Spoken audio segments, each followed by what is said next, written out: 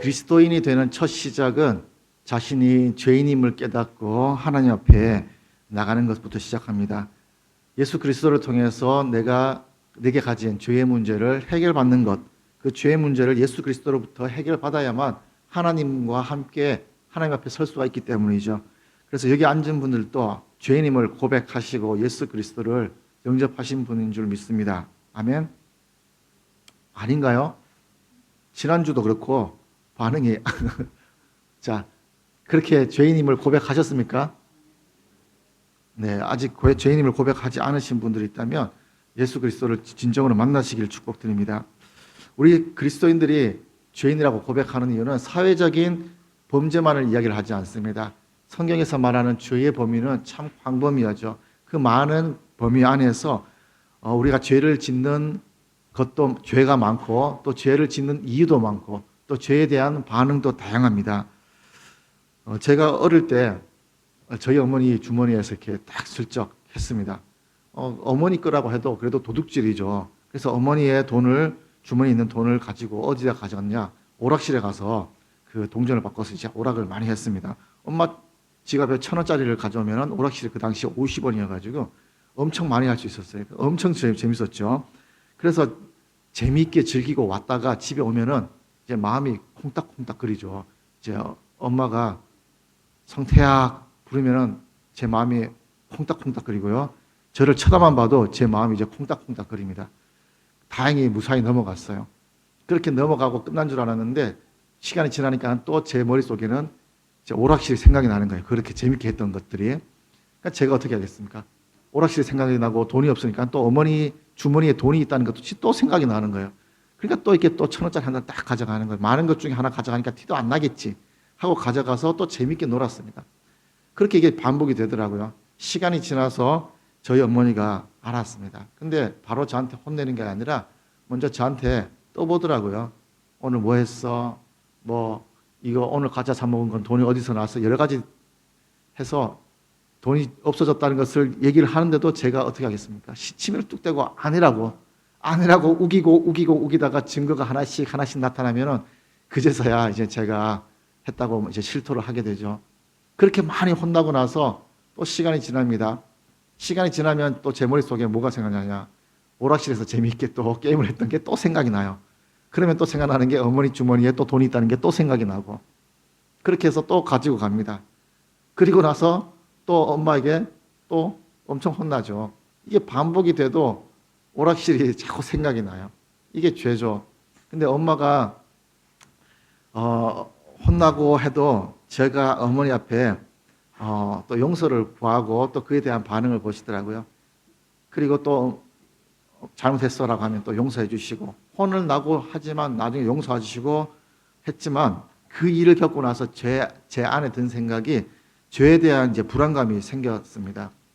집에 혹시라도 뭐 누나나 동생이 아니면 다른 분이 뭐가 없어졌다, 내 주머니에 돈이 없어졌다, 아니면 연필이 없어졌다, 뭐가 없어졌다 그러면 괜히 제가 불안한 거예요.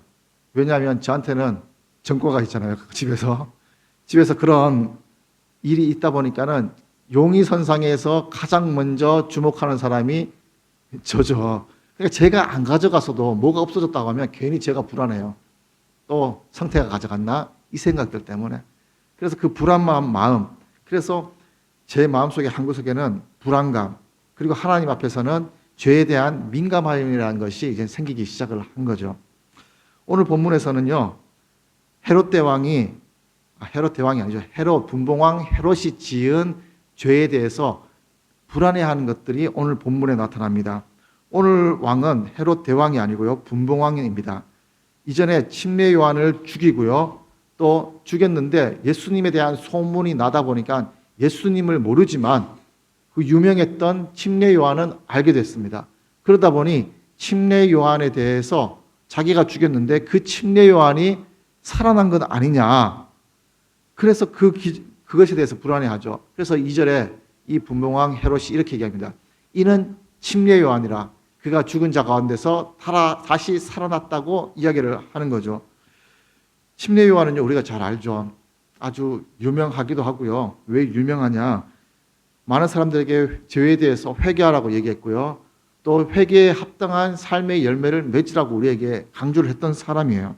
그러다 보니까 예수님께서는 침례 요한을 어떻게 편결을 하느냐면 마태복음 11장 11절에는 여자가 낳은 자 중에 침례 요한보다 더 큰 이가 일어남이 없도다.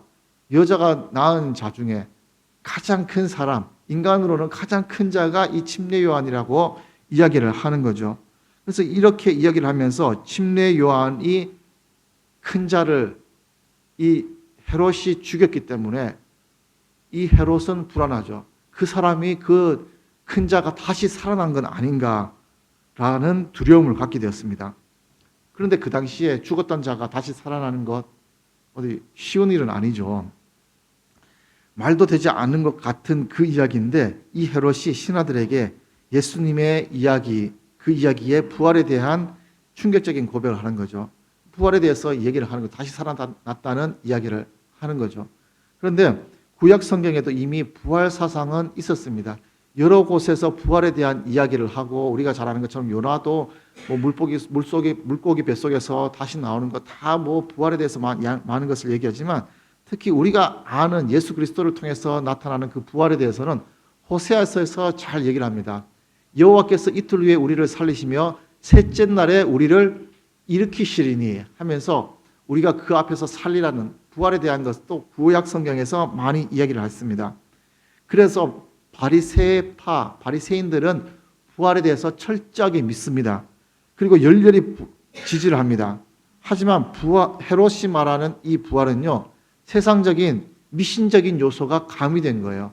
우리가 예수 그리스도를 믿지 않아도 죽어도 뭐 좋은 곳에 가겠지라는 미신적인 생각, 또 천당 그렇게 얘기를 하잖아요.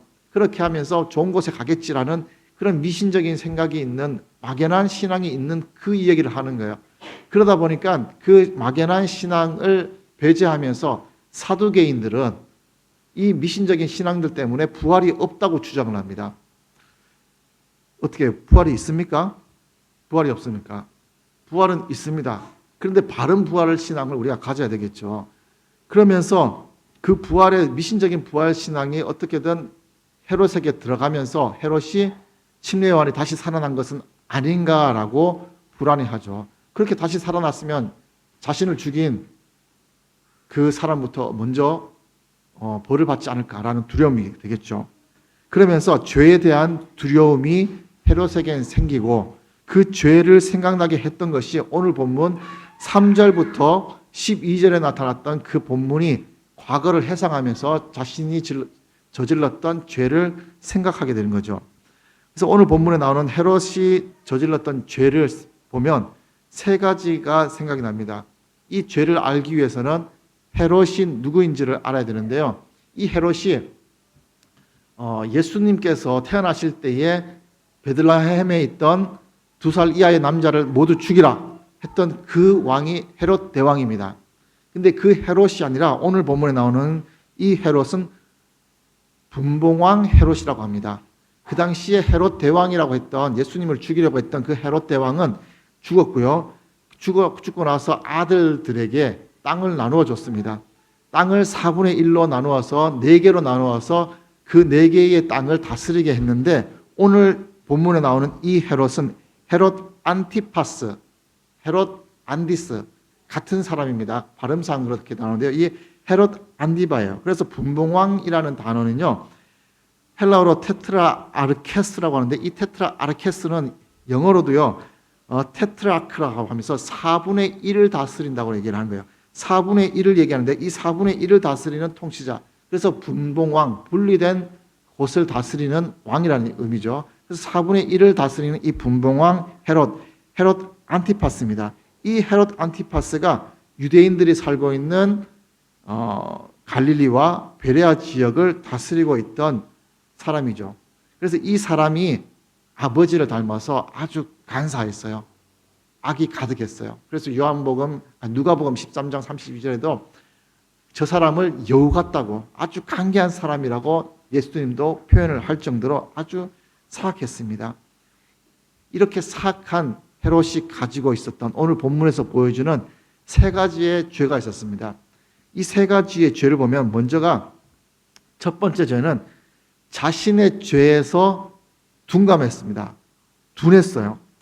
첫 번째 3절에 나오는 것이 첫 번째 죄를 얘기를 합니다. 전에 헤롯이 그 동생 아내의 헤로디아의 일로 요한을 잡아 결박하고 옥에 가두었다고 합니다.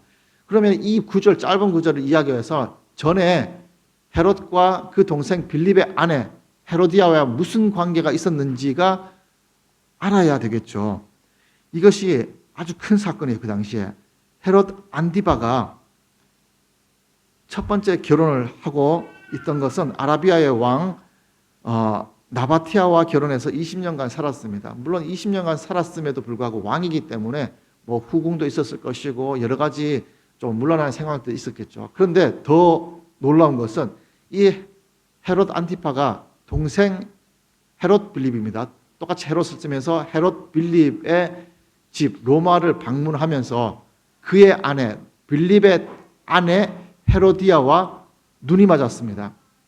눈이 맞고 나서 그의 아내 헤로디아도 왜 형 안티파스에게 관심을 가졌냐면 이 동생 빌립은요 무능했어요. 조금 형에 비해서 무능했고 정치적인 것에 관해서 별로 관심이 없었습니다. 그러다 보니 헤롯 안티파의 정치적인 야망과 야심을 보니까 거기에 관심이 또 쏠렸던 거죠. 그래서 동생 빌립을 버리고 형인 안티파스와 눈이 맞아서 결혼을 하게 됩니다. 이것이 우리가 알고 있는 율법과 어떻게 어울린다고 생각을 하십니까? 유대인들에게는 엄청난 죄였어요.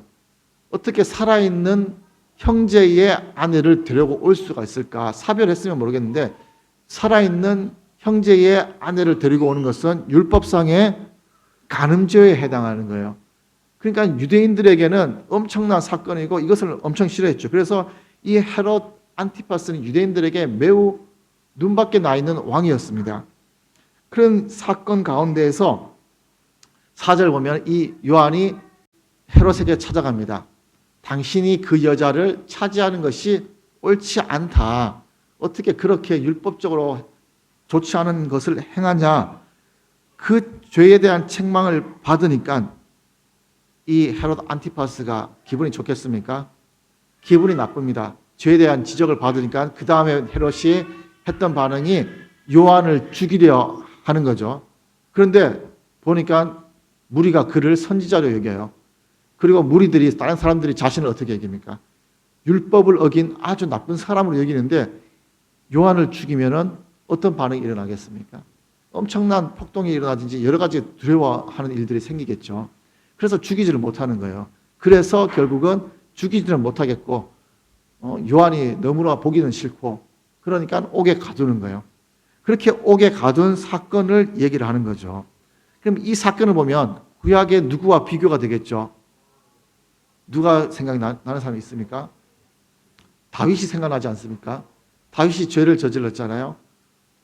우리아의 아내 밧세바를 대한 죄가 생각이 나죠.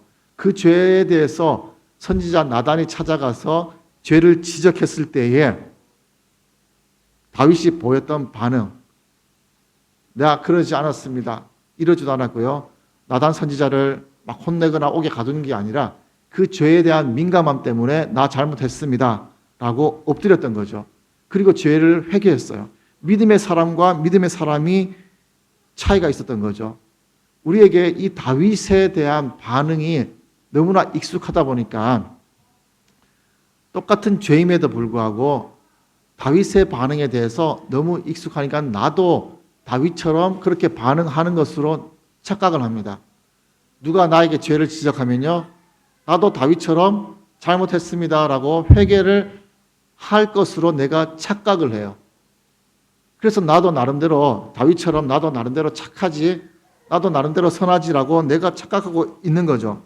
그래서 죄가 드러나면은요, 그 죄에 대해서 회개할 줄 아는데 죄의 본능은요, 죄를 가지고 있는 이 본능은 오늘의 헤롯과 같이 그 죄를 숨기고 싶어 하고요, 그 죄를 드러난 사람의 입을 막고 싶어 하는 것이 죄의 본능이죠. 그래서 우리에게 나타났던 반응을 한번 보세요. 한번 생각을 해보면 너 이거 이렇게 하는 거 아니야? 이거 잘못된 거 아니냐? 라고 얘기하면 어떻습니까? 그 사람 싫어요. 보기도 싫어요. 그거는 부부와의 관계도 똑같아요.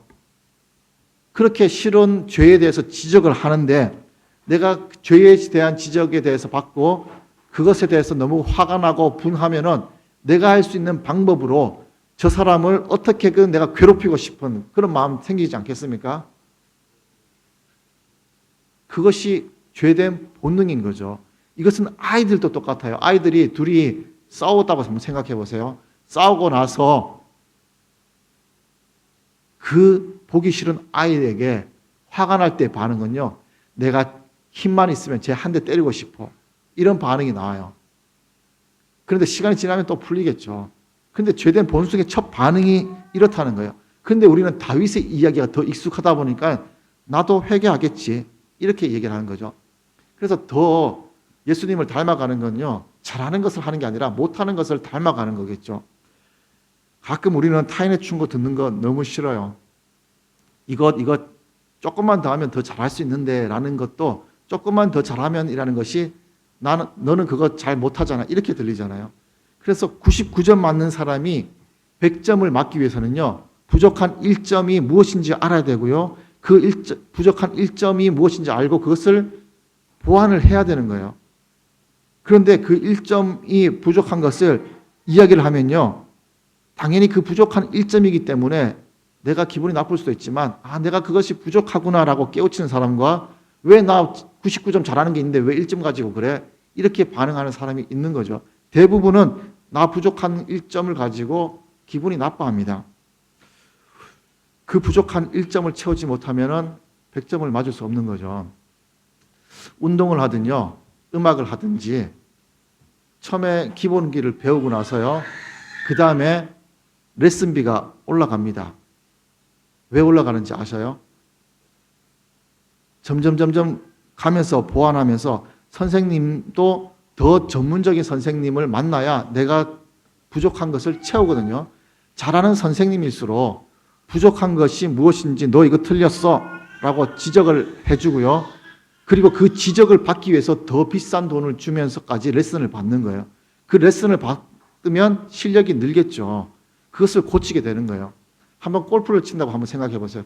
원포인트 레슨이 골프에서 많이 쓰는 단어더라고요. 실컷 치는데 잘 치는 사람이 와서 아주 프로 선수가 와서 요거 머리 조금 들지 마시고 끝까지 공을 보세요.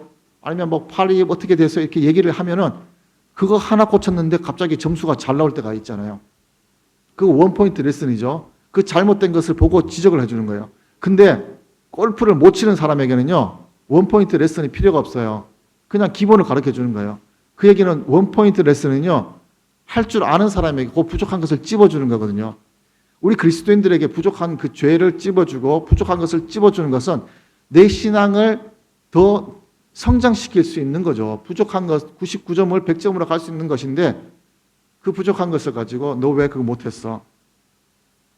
이거 싫잖아요. 그래서 신앙생활 하다가도 부족한 것을 지적하면은 그것을 말한 옆에 있는 집사님이 싫어지고요. 미워져요. 집사님만 싫어져요? 목사도 싫어지잖아요.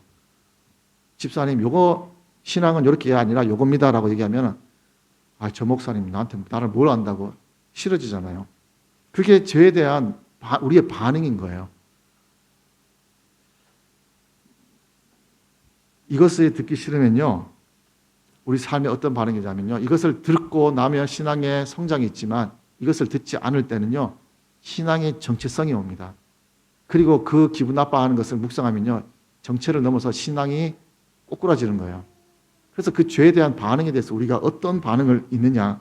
이것이 나단 앞에 선 다윗과 침례 요한 앞에 선 헤롯의 차이가 이거죠. 그럼 우리의 삶에서는 어떤 반응이 일어나야 되는지 분명한 거죠. 하나님 앞에 분명한 민감한 죄에 대한 민감함으로 내가 먼저 회개하고 나가는 그 모습이 있어야 된다는 것을 이야기를 합니다. 두 번째 나타나는 헤롯의 죄의 모습은요. 하나님보다 사람들의 시선을 두려워했던 겁니다. 물론 하나님을 모르니까 하나님을 무시하는 것 당연하다고 생각할 수 있지만요. 지난주에 배운 거 혹시 기억나는지 모르겠습니다. 지난주에 성령을 회방하는 것이 무엇인지를 잠깐 언급을 드렸어요. 성령 회방하는 것이 믿는 사람들에게는 성령의 역사를 회방하는 것 있지만 믿지 않는 사람에게도 성령의 역사를 회방하는 것이 무엇인지를 말씀을 드렸어요. 기억나시는지 모르겠어요. 믿지 않는 사람들에게는 성령의 역사, 성령께서 예수 그리스도를 믿게 하고 복음의 역사가 있는데 그것을 방해하는 것이라고 했죠. 이 헤롯이 성령의 역사를 방해한 것은 침례 요한을 가두고 죽임으로 인해서 침례 요한이 하는 성령의 역사를 막은 거죠. 침례 요한이 했던 일, 회개하라, 주의 날이 가까이 왔다, 회개에 합당한 열매를 맺어라, 주의 성령께서 하는 그 음성, 그 목소리를 하지 못하도록 막았던 거예요. 죄인을 향한 하나님의 외침이 사라진 거죠. 이 자체가 성령을 방해하는 사건이 되었던 거예요. 그래서 이 사건을 보면 헤롯 안티파가 먼저 침례 요한을 바로 잡자마자 죽이고 싶어 했죠. 5절 말씀은 바로 죽이고 싶었지만 두려워했던 것은 사람들의 시선을 두려워해서 바로 죽이지는 못했어요. 그들이 선지자로 여겼기 때문에 자신의 상황과 비교가 됐기 때문에 그것 때문에 두려워서 죽이지는 못했죠. 사람들이 믿을 날이 일어나면 어떡할까? 하나님을 두려워하기보다 사람들의 시선을 두려워했던 것, 이것은 헤롯만이 아니라 대부분 사람들이 그렇죠. 우리가 잘 아는 성경에서 예수님을 십자가에 못 박도록 했던 빌라도 역시 자신은 예수님에게 죄를 찾지 못했다고 손까지 씻었음에도 불구하고 사람들의 시선이 두려웠기 때문에 예수님을 죽이라고 했던, 그렇게 죽일 수밖에 없었던 그 시선, 하나님이 아니라 예수님이 아니라 사람들의 시선이 두려웠기 때문에 그 두려움 때문에 자신의 해야 될 것을 하지 못했던 거죠. 이것이 오직 주변의 환경, 자신의 이익관계에 매여서 결국 하나님께서 하시는 일들을 보지 못하도록 방해하는 거죠. 왜냐하면 그들의 마음에는 하나님이 없기 때문인 거죠. 그래서 하나님의 없는 사람, 여기서 불신자와 성도들 간에도 분명한 차이가 있죠. 하나님의 존재를 아느냐, 하나님의 존재가 없느냐, 그것을 믿느냐, 믿지 않느냐. 그래서 불신하는 자들에게는 서슴없이 옳은 일을 방해하기도 하고요. 오늘 말씀과 같이 침례 요한, 바른 일을 하는 그 의인들을 핍박하기도 하는 거죠. 반대로 하나님의 말씀이 있고 하나님 살아계신 하나님 우리에게 있는 분들은 우리가 세상 사람들의 시선이 아니라 우리는 하나님의 존재를 믿기 때문에 우리의 시선은 우리에게 상 주시는 이에게 시선이 가 있죠. 그래서 우리의 삶의 방향이 우리를 창조하신 분의 목적에 맞게 살아가는 것이 우리의 삶이라는 거예요. 그래서 하나님의 영광을 위해서 살아가고 사람들의 눈치보다는 하나님께서 기뻐하는 것, 하나님께서 무엇을 좋아하실까, 또 하나님께서 영광 받으시는 것을 가지고 하나님의 큰 마음을 품고 살아가는 것이 우리 그리스도인들이라는 거죠. 하나님이 그 마음이 없기 때문에 그 결과는 결국 죄된 본성을 따라갈 수밖에 없는 거죠. 성도들은 사람들의 수나 사람들의 시선을 두려워하는 것이 아니라 우리는 하나님의 시선, 우리의 몸과 영혼을 능히 다스리는 그 하나님을 따르고 그 하나님을 두려워하고 우리와 함께 하심을 늘 기억해야 된다는 것입니다. 세 번째로 이제 헤롯에게 나타나는 반응은요, 죄에 대한 합리화입니다. 헤롯이 자신이 말한 그 죄, 자신의 죄를 말한 그 침례 요한 싫었습니다. 그리고 죽이고 싶었습니다. 그런데 사람들의 시선 때문에 죽이지 못했죠. 왜 못 죽일까? 나 죽이고 싶은데 이런 마음이 한 구석에 있고 그 일을 하지 못하기 때문에 옥에 가두었어요. 그리고 어떻게 하면 죽일 수 있을까라는 것을 마음 한 구석에는 있었겠죠. 그런데 의도치 않게 죽일 수 있는 기회가 찾아왔습니다. 왕이 잔치를 베풀고요, 많은 사람들을 불러서 잔치를 펼치고 있었습니다. 그때 헤로디아의 딸, 자신의 친딸이 아니라 그 형제 헤롯 빌립에게서 난 딸입니다. 그 딸이 그 살로메가 연회석에서 춤을 추고 헤롯이 너무나 기쁘게 그것을 봤습니다. 그 춤춘 것을 보고 너무나 기뻤어요. 그러니까 헤롯이 그 딸에게 그 기쁜 마음으로 이야기를 합니다. 마가복음을 보면요, 어디까지 맹세를 하면요, 내가 내게 구하면 내 나라의 절반이라도 주겠다, 이렇게 이야기를 합니다. 이 말 안에는요, 자신의 교만한 것도 나타나고요, 내 나라라고 하잖아요. 내 나라의 절반이라도 주리라고 하면서 그 잔치에 모인 사람들에게 나의 권력, 나의 가진 것을 드러내고 싶어하는, 자랑하는 것도 포함된 이야기겠죠. 그러면서 맹세를 한 거예요. 딸에게 춤을 잘 추니까 너무 이뻐서 뭐든지 얘기해. 내가 다 들어줄게. 이 나라의 절반이라도 줄 거야 라고 얘기했는데, 결국 그 어린 딸이 무엇을 얘기했는지 아시죠? 어머니가 그 딸에게 시켜서 침례 요한의 목을 베어오라고 얘기를 한 거죠. 그래서 침례 요한의 목을 베는 거예요. 그런데 어떻게 어린 소년의 입에서 이런 말이 나올까? 상상할 수도 없는 이 섬뜩한 이 이야기를 듣고 9절에서는요, 이 헤롯도 근심한다고 얘기를 했습니다. 이 근심이 어떻게 이런 아이에게서 이런 섬뜩한 이야기가 나올까? 이런 근심이 아닐까 싶어요. 침례 요한을 걱정하는 근심이 아니라, 어떻게 보면 자신의 마음 한구석에 침례 요한을 죽이고 싶었음에도 불구하고 죽이지 못했는데, 절호의 기회구나, 이 핑계거리 하나 찾은 거죠. 내가 맹세했으니까 어쩔 수 없어, 이 맹세를 들어야 돼, 이것도 있을 것이고요. 또 많은 사람들이 봤으니까는 내가 어쩔 수 없어, 또 이 딸도 원하잖아, 나만 원하는 게 아니라 이 딸도 원하잖아, 이런 핑계거리를 찾았기 때문에 침례 요한의 목을 베는 것 핑계가 됐겠죠. 보통 사람들은 죄를 짓는 것이, 즉흥적으로 짓는 것은 많지가 않습니다. 대부분 죄를 짓는 것은 무언가의 이유가 쌓여서 죄를 짓게 되는 거죠. 죄를 짓는 동기가 있는 거예요. 그런데 그것이 쌓이다 보면 내가 어쩔 수 없이 이 죄를 지을 수밖에 없었어 하면서 죄의 합리화를 합니다. 내가 어쩔 수 없었잖아, 내가 이렇게 하는 거 어쩔 수 없잖아, 어떻게 다른 방법이 없잖아. 우리 많이 하잖아요. 뭔가 여러분 마음속에 뭔가 사고 싶은 거, 구매 욕구가 딱 일어날 때 한번 생각해 보세요.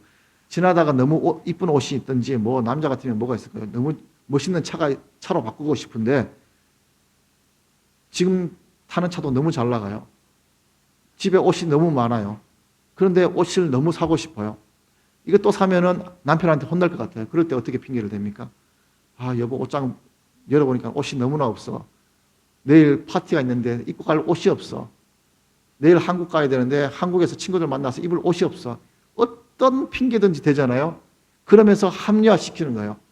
내가 어쩔 수 없이 옷을 사야겠어. 내가 어쩔 수 없이 차를 바꿔야 되겠어. 내가 어쩔 수 없이 뭔가를 해야겠어. 이런 합리화가 생기면은 그제서야 바뀌게 되잖아요. 그런데 그렇게 사고 나면은 어떻게 좋으신가요? 어떤 분들은 태그도 안 떼고 옷장에 그대로 있는 분도 계시고, 차를 사면은 1년 정도가 기쁘다고 하더라고요. 그리고 우리 주부들은 차에 버금가는 냉장고를 바꾸면은 한 달이 기쁘다고 하고요. 그런 뭔가가 있죠.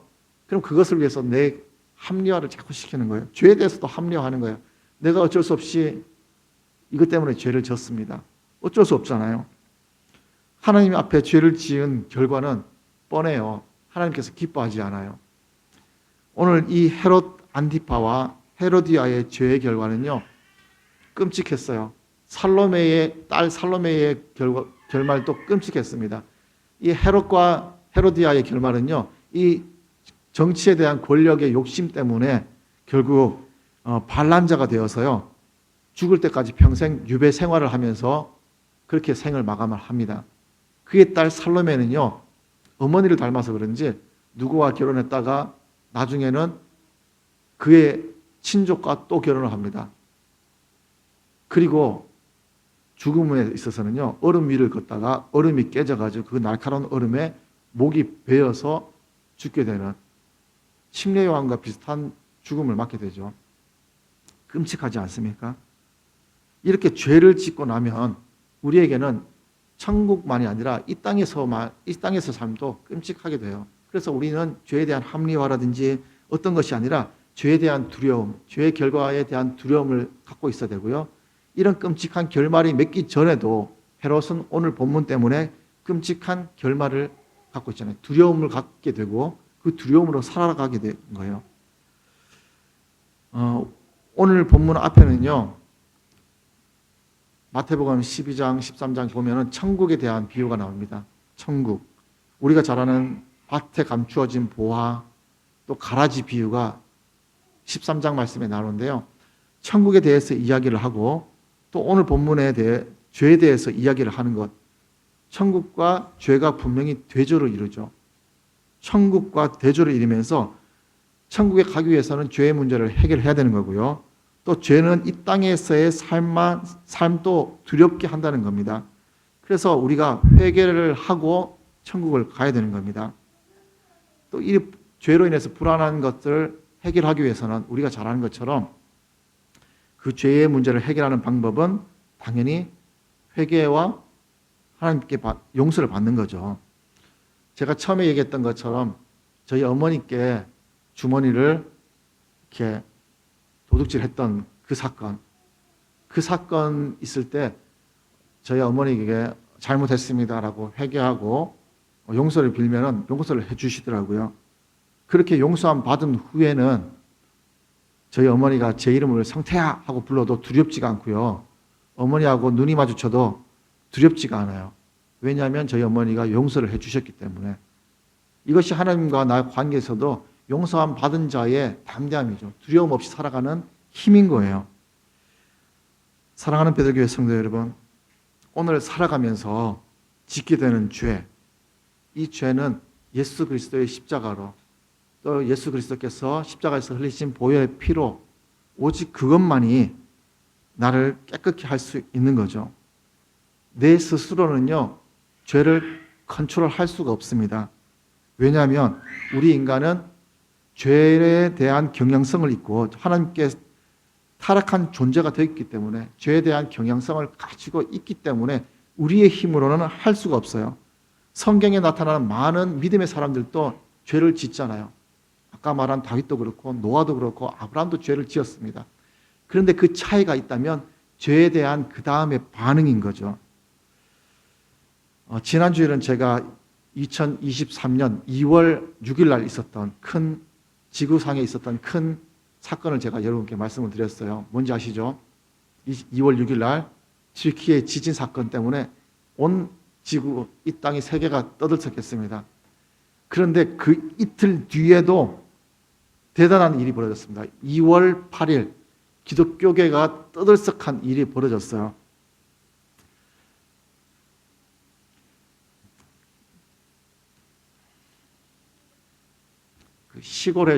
미국의 시골의 작은 에스베리에서 에스베리의 작은 또 대학이 있습니다. 에스베리 대학에서 채플 시간에 있었던 일인데요.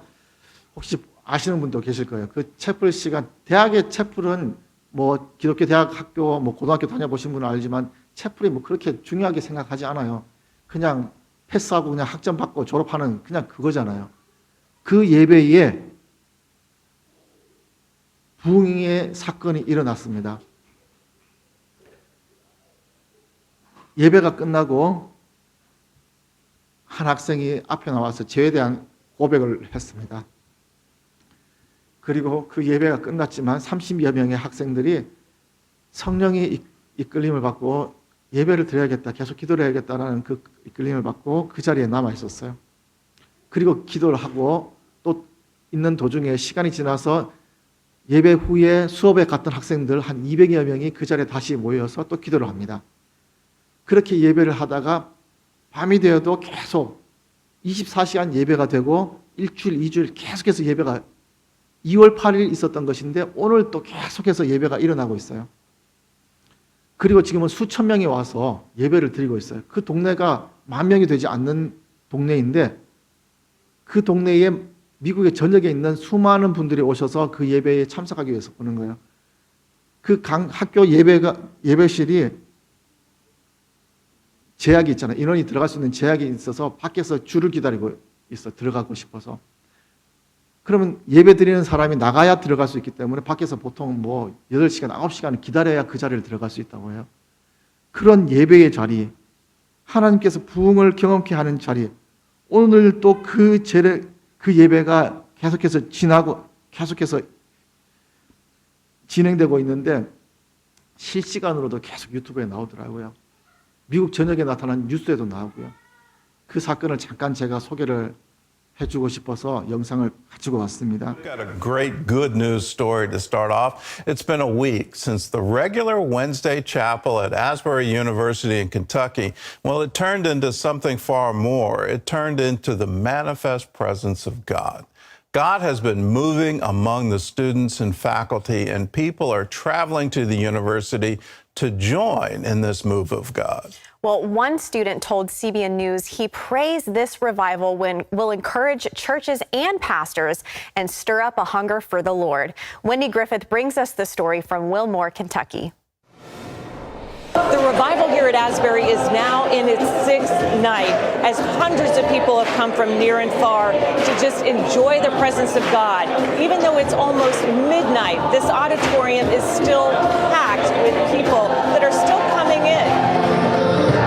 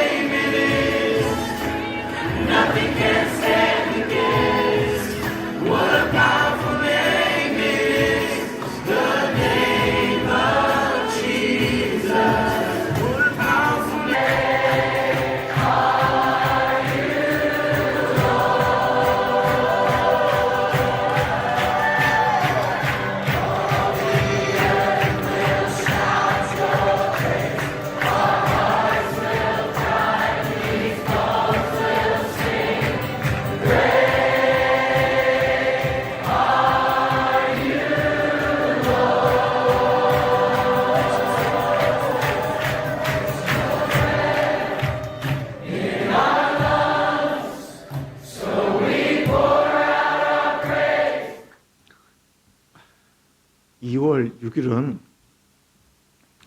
끔찍한 지진으로 인해서 하나님께서 혼을 내는 것 같아요. 그런데 이틀 뒤에 하시는 얘기가 하나님께서 부흥케 하시겠다, 회복케 하시겠다는 것을 말씀하시는 거 아니에요. 하나님께서 회복케 하시는 것, 그 메시지를 우리에게 주고 계시는데요. 하나님을 잊고 있는 그 미국에서 살아계신 하나님을 지금 그 저녁에 말씀하시는 것, 하나님을 모르는 사람들에게는 지진으로 인한 힘든 것이 보이지만 성령과 함께하는 사람들에게는 부흥케 하시고 회복케 하시는 하나님을 볼 수 있는 첫 시간인 거잖아요. 우리가 지금 무엇을 보겠냐는 거예요. 죄로 인해서 지진 나고 저 멸망의 곳을 볼 거냐, 성령을 통해서 죄를 회개하고, 저 사건이 죄를 회개하는 한 사람으로부터 일어났잖아요. 1907년에 있었던 평양 대부흥의 운동도 회개하는 그 한 사람을 통해서 그 모든 부흥의 운동이 일어났던 거예요. 죄를 회개하고 하나님께 돌아가는 그 삶이 하나님께 저렇게 회복해 하신다는 것도 우리에게 보여주는 사건인 거죠. 무엇을 보시겠습니까? 죄를 가지고 지진의 모습을 보시겠습니까? 성령을 의지해서 저 성령의 부흥하는 모습, 하나님께서 부흥을 이끄시는 모습, 저 모습을 보시겠습니까? 그 부흥의 시작이 한 사람의 회개, 내 마음에 예수 그리스도의 부흥이 일어나기를 원한다면 나에게도 죄에 대한 문제를 해결받아야 되는 거죠. 그것이 없이는 저 부흥의 자리가 아니라 지진의 시선이 갈 수밖에 없겠죠. 여러분의 시선은 어디에 있습니까? 지진에 있습니까? 부흥에 있습니까? 하나님께서 회복하실 것을 믿는다면 오늘 이 라즈베리 대학에 있는 이 성령의 역사처럼 우리가 더욱더 죄에 대해 민감하게 반응하고 돌이켜서 하나님의 성령께서 이끄시는 그 부흥을 한 사람 한 사람 경험하시기를 축원드리겠습니다. 이것 우리가 할 수 있는 것 아닙니다. 성령께서 이끌어야 되고요. 하나님의 은혜가 아니면 일어날 수 없는 겁니다. 내 죄 역시 하나님의 은혜가 아니면 생각나지도 않고요. 그것이 회개가 되지도 않고 용서가 되지도 않습니다. 그래서 우리가 하나님의 은혜가 꼭 필요하고요. 또 성령의 인도함 받아서 처음부터 죄의 길에 들어서지 않도록 우리가 노력을 해야 되고 또 성령님의 이끄심을 받아야만 합니다. 우리 하루하루의 삶이 늘 성령님의 인도하심을 받고 또 죄의 유혹으로부터 자유로워서 날마다의 삶이 이런 하나님의 성령을 경험하는 삶의 연속이 되시기를 축원드리겠습니다. 기도하겠습니다. 하나님 감사합니다. 오늘 말씀을 보면서 죄에 대해서 죄의 유형들을 보게 됩니다. 헤롯에게 나타난 죄의 세 가지 모습, 그 모습이 나에게도 있습니다. 그 모습들을 회개케 하시고 하나님께서 이끄시는 성령의 부흥의 맛을 맛볼 수 있도록 그리고 하나님이 이끄시는 그 삶을 살아갈 수 있도록 우리의 삶을 이끌어 주시옵소서. 지금 미국 그 땅에 켄터키 땅에 일어나는 그 부흥의 능력, 성령의 운동이 이 베트남 땅에도 주님께서 함께 하시고 우리 베들교회에서도 주님의 성령을 맛볼 수 있는 귀한 시간의 자리를 허락하여 주시옵소서. 하나님께서 함께 하시고 말씀 가운데 나타나는 하나님의 은혜를 깨닫고 주님 앞에 바르게 엎드려 설 수 있는 한 사람 한 사람으로 주님 인도하여 주시옵소서.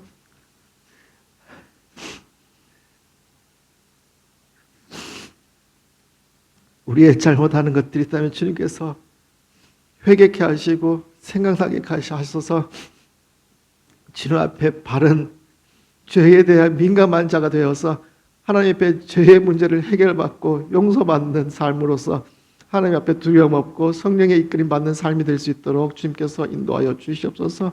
함께 하실 주님을 기대하오며 예수님 이름으로 기도드립니다.